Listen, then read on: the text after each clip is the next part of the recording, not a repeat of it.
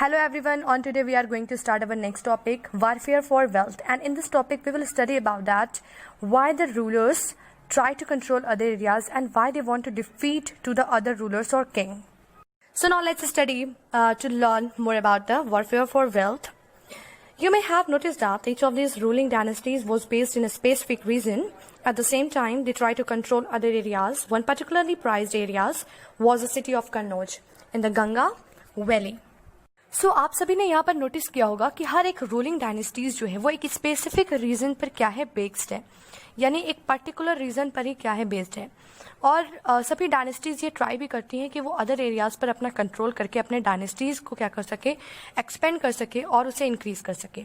जैसे कि यहाँ पर एक रीजन के बारे में बताया गया, एक एरिया के बारे में बताया गया है जो कि सिटी ऑफ कन्नौज है, जो कि गंगा वैली में क्या है सिचुएटेड है, जिसको सभी डायनेस्टीज जो है, सभी रूलर्स क्या कर रहे हैं, ट्राई कर रहे हैं कि वो उसे अपने कंट्रोल में करके अपने डायनेस्टीज में क्या कर ले, इसे इंक्लूड कर ले। For centuries rulers belonging to the Gurjara Pratihara, Rashtrakuta and Pala dynasties fought for control over Kannauj because there were three parties in this long drawn conflict. Historians often describe it as the three-party struggle. कई centuries से rulers क्या कर रहे थे, जो कि गुर्जारा प्रतिहारा से या राष्ट्रकूटा या पाला डायनेस्टी जैसे जो रूलर्स हैं जो इस डायनेस्टी से बिलोंग कर रहे थे, वो सभी क्या कर रहे थे, फाइट कर रहे थे आपस में। क्या करने के लिए? कन्नौज पर अपना कंट्रोल करने के लिए क्या कर रहे थे, ये फाइट कर रहे थे। क्योंकि ये तीन पार्टीज काफी लॉन्ग टाइम से क्या कर रही हैं, इनके बीच में कॉन्फ्लिक्शन है, इनके बीच में मतभेद है, काफी टाइम से ये स्ट्रगल कर रही हैं। इसलिए हिस्टोरियंस ने इन्हें क्या डिस्क्राइब किया, इनके बारे में क्या डिस्क्राइब किया कि ये क्या है, ये एक थ्री पार्टीड स्ट्रगल है। इसे क्या डिस्क्राइब किया? इसे थ्री पार्टीड स्ट्रगल के नाम से डिस्क्राइब किया, बताया। क्यों ऐसा कहा? क्योंकि इसमें तीन डायनेस्टीज क्या है, इन्वॉल्व है। पहली डायनेस्टी जो है वो गुर्जारा प्रतिहारा है, वहां के रूलर्स इसमें इन्वॉल्व थे। राष्ट्रकूटा के और पाला डायनेस्टीज के भी रूलर्स क्या थे, इन्वॉल्व थे। क्या करने में? कन्नौज को अपने कंट्रोल में लेने के लिए। इसलिए हिस्टोरियंस ने इसे क्या बताया है, थ्री पार्टी स्ट्रगल बताया है। As we will see, rulers also try to demonstrate their power and resources by building large temples. So when they attacked one another kingdoms, they often choose to target temples which were sometimes extremely rich. You will read more about this in chapter 5. जैसा कि हम ये जानते हैं और हमने देखा भी है कि रूलर्स हमेशा ये ट्राई करते हैं कि वो अपनी पावर को और डिमॉन्स्ट्रेट कर सके और इंक्रीज कर सकें, और ये अपनी पावर्स को रिप्रेजेंट करने के लिए भी क्या करते थे, बड़े बड़े टेम्पल्स को क्या करते थे, बिल्ड करवाते थे, उसे बनाया करते थे। और इसके साथ साथ ये एक दूसरे के किंगडम्स पे अटैक भी करते थे, ठीक है। लेकिन इनका जो मोस्टली टारगेट था, जो बहुत ही क्लोजली जो इनका टारगेट होता था, वो क्या होता था, टेम्पल्स पे पहले अटैक करना, ठीक है। क्यों ऐसा था? क्योंकि ऐसा माना जाता था कि टेम्पल्स जो है वो काफी रिच है, काफी एक्सट्रीमली रिच है, वहां पर काफी वेल्थ है, काफी धन है।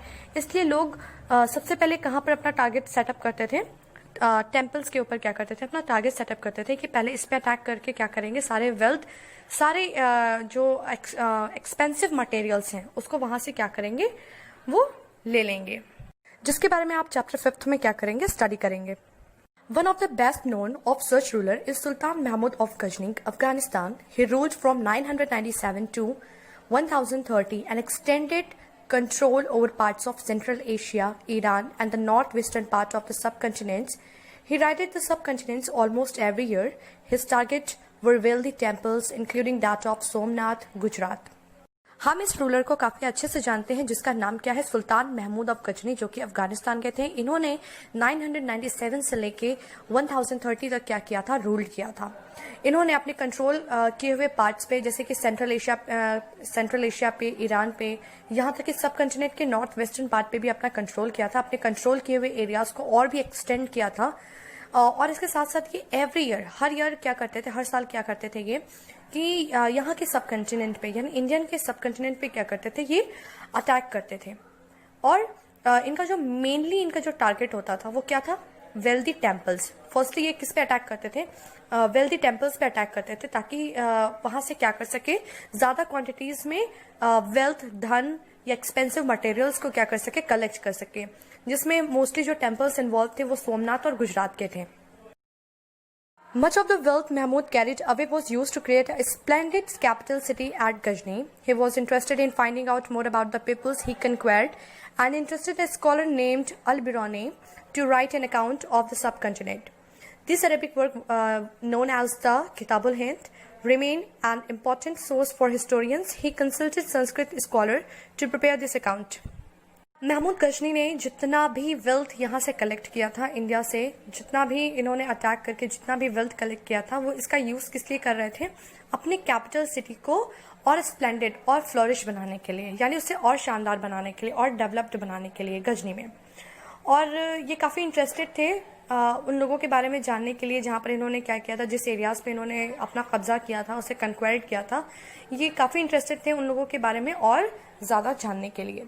इसके लिए इन्होंने अपना एक स्कॉलर जो है जिसका नाम था अल-बिरूनी, उसे इन्होंने अपॉइंट किया था क्या करने के लिए? सब कॉन्टिनेंट्स के बारे में राइट करने के लिए, यानी उसके बारे में लिखने के लिए, उसका पूरा एक अकाउंट लिखने के लिए उन्होंने क्या किया था? अल-बिरूनी को अपॉइंट किया था। ये कंप्लीट वर्क जो था वो अरेबिक में किया गया था और इस अरेबिक वर्क को हम किताबुल हिंद के नाम से क्या करते हैं, जानते हैं।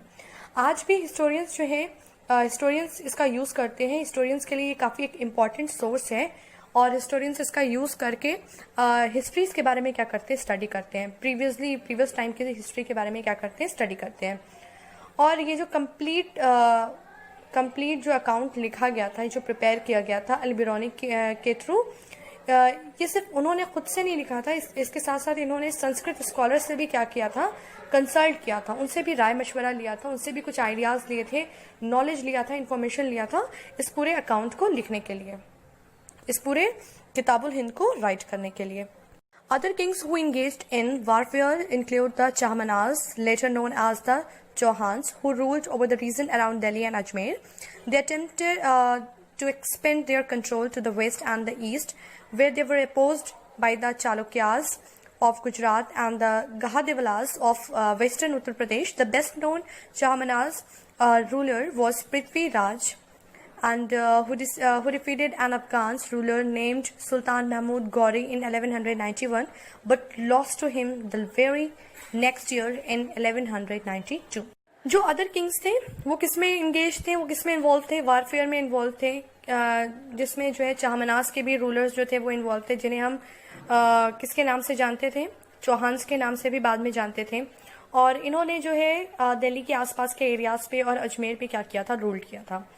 और ये क्या चाहते थे? ये अपने एरियाज को और एक्सपेंड करना चाहते थे। इसके लिए ये वेस्ट और ईस्ट पर भी अपना कंट्रोल करना चाहते थे और अपने रूलिंग एरियाज, अपने रीजन को क्या करना चाहते थे? एक्सपेंड करना चाहते थे और फैलाना चाहते थे। लेकिन जो चालुक्यास थे, गुजरात के जो चालुक्यास थे या फिर वेस्टर्न उत्तर प्रदेश के जो गहादेवलास थे, ये क्या थे? ये इनके अपोज थे और ये इनके इस प्लान को सक्सेसफुल होने नहीं दे रहे थे।